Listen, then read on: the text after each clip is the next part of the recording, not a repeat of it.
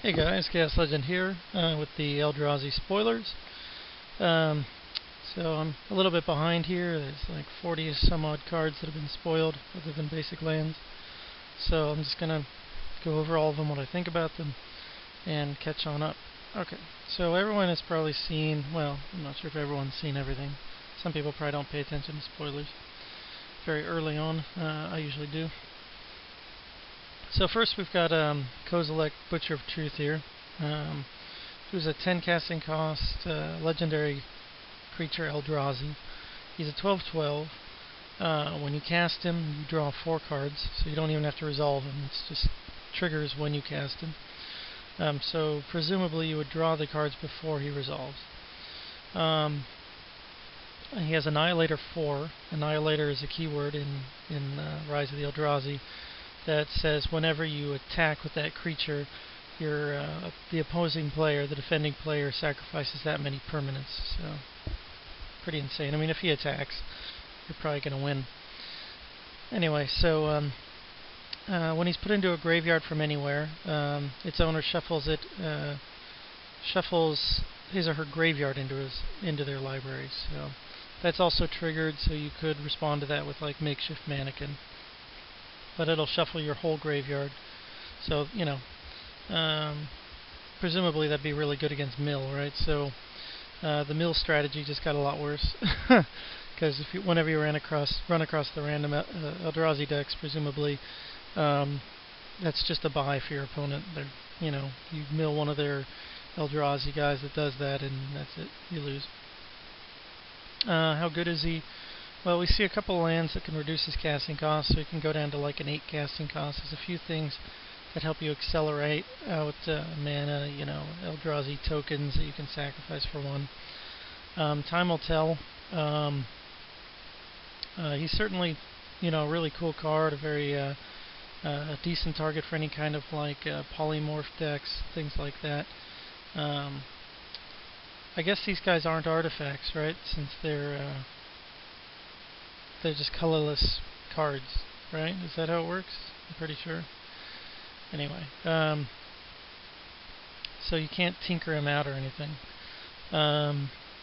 He is expensive, but he gives you a lot of bang for your buck, yeah, should be pretty good. There's a lot of these guys that are really good, so it'll just kind of depend on which one gets picked. They all seem pretty solid. And it just depends on like which one is chosen or whether a few of them are chosen. I doubt there'll be like 4 ofs in any deck. It'll probably be like 1 or 2 of kind of a situation. So they'll be like Iona, $5, $6 cards, I would think. Maybe up to 8 on MTGO, that is. So pretty cool. Definitely good for the kids. And the artwork looks pretty interesting. New border. That's always fun. So, no problem with that. Alright, then we've got Valakut Fireboar here. It's a 4 and a red for a elemental boar. It's a 1/7, and then whenever it attacks, you can switch its power and toughness, or you do switch its power and toughness. So it becomes a 7/1. He's uncommon, so he'll be pretty good and limited. He's a good wall. Stops everything on the ground. And then if they're ever open, you can attack with him. He's not amazing, though, and I don't see him ever making constructed play. Praise Vengeance is another new giant growth variant. It features the rebound ability, which is that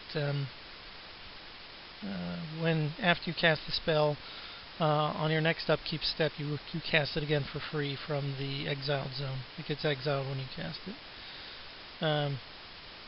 So, you get your +2/+2 and then another +2/+2 to attack with. So an offensive and maybe another offensive or a defensive play. So, it seems fine. It seems like a really good card in Limited. Gives you a couple casts of it. It does exile when it resolves, so if your opponent kills the target in response, then it won't get exiled. It'll just go to your graveyard and you won't get to rebound it. So certainly fine. It's uncommon. Seems like more of a common card. It'll be solid and limited, but not amazing. But solid. Although if this format winds up being really slow, then that kind of card, could help you kill your opponent before they can get their Eldrazi out. Which a lot of people will probably be splashing and trying to play because they're all colorless. Okay, here's another Eldrazi. Pathrazer of Ulamog. It's 11 colorless for a 9/9 Annihilator 3. And then he can't be blocked except by 3 or more creatures. Okay, so obviously this one's like way weaker than Xaoslegend, right? He only has Annihilator 3. He costs 1 more mana. He's only a 9/9. His ability is not that exciting, the unblockable thing. So, I mean, in limited, if you can cast him, if it becomes reasonable to cast things that big, then he'll be insane. But other than that, he's uncommon, so you'll see him in draft. People will try and play him, and he'll probably just be kind of an unplayable draft card. It's fairly unplayable, I don't know. It depends on what all the cards look like. So, and in constructed, yeah, I know. So, cool artwork though, definitely cool artwork. Valakut Firebore is pretty dumb looking. Praise Vengeance is, it's okay. Okay, Mnemonic Wall.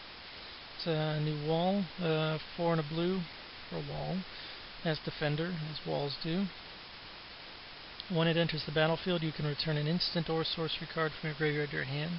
So it's a Scrivener? No, Scrivener only returns instants. Anyway, so it's like a Super Scrivener, I guess, or what's the other one? Anyway, it's a 0/4, so it blocks well. The fact that it gets an instant or sorcery back makes it really good. It's common. I think it's a pretty good card. I take these pretty highly in limited if you get a couple decent removal spells. And it'll kind of form the backbone of a certain kind of deck, I'm sure. Gives you all that card advantage you need and some tempo control. So in constructed, I doubt it. I don't think so. Limited, very solid, very good. Let's see, here we've got the Umbras. So here's the Mammoth Umbra for 4 and a white. It's enchant creature. It's an aura. Enchanted creature gets +3/+3 and has vigilance. So make yourself a pretty big monster there. And then it has totem armor, which is a new keyword. So if enchanted creature would be destroyed, instead remove all damage from it and destroy this aura. So if your opponent tries to, hideous end your guy, instead you just remove the aura.